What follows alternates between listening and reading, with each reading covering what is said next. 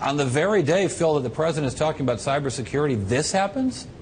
Minutes actually after he finished speaking, Corey, was the first time people started noticing that Central Command's Twitter account had been hacked by individuals or a group of individuals who say that they are sympathizers with the Islamic State. They say it's part of a, quote, cyber jihad. They are part of a, quote, cyber caliphate. Again, a lot of postings right now. We have a call into the Central Command. No confirmation yet on what's going on, but it's clear that the account's been hacked. It also looks like the YouTube account has also been hacked. So, yeah, kind of poor timing when you think about the president's remarks, what this week is all about for the White House, all about cybersecurity, but also I think some broader questions about what information they're actually posting. It looked at one point like they were attempting to post addresses of military officers. Again, they're saying that they're posting purported military plans for specific countries like North Korea and China. Again, no confirmation on whether or not that's actually the case.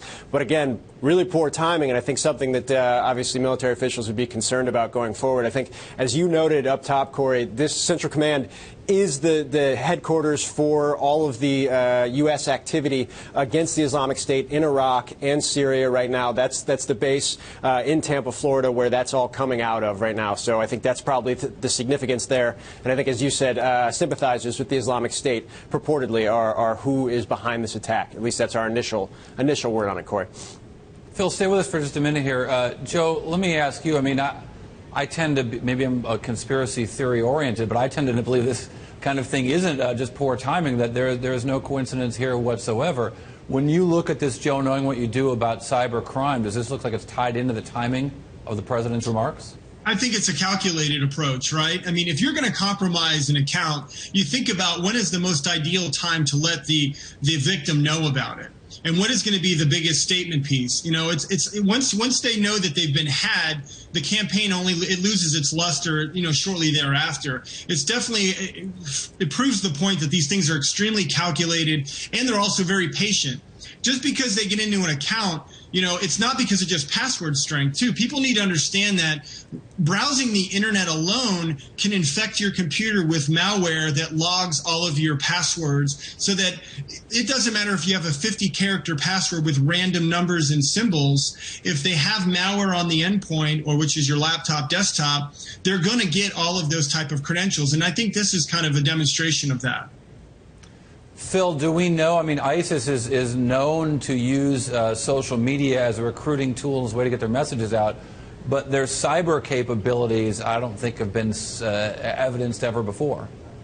So it's interesting, Corey. I was speaking with some senior Justice Department officials last month about their ability to actually engage in cyber warfare and some type of cyber attack on the United States. And senior Justice Department officials, prosecutors, FBI folks that have looked into this said in no uncertain terms they did not think they had that capability yet. Obviously, this doesn't, at least on its face, look to be anything of that nature. But I think the biggest question and the biggest concern for federal authorities up to this point with the Islamic State was for propaganda purposes. Obviously, they've shown extraordinary talent and an extraordinary ability to reach individuals, to get individuals interested in the organization, and to try and bring those individuals either over to Syria or to try and spur lone wolf types of attacks. I think the idea that the Islamic State could ever reach the capability to actually conduct a cyber attack is really the worst fear for a lot of at least U.S. Cyber Command, things of that nature. So I think if this in any way shows that they are one step closer to that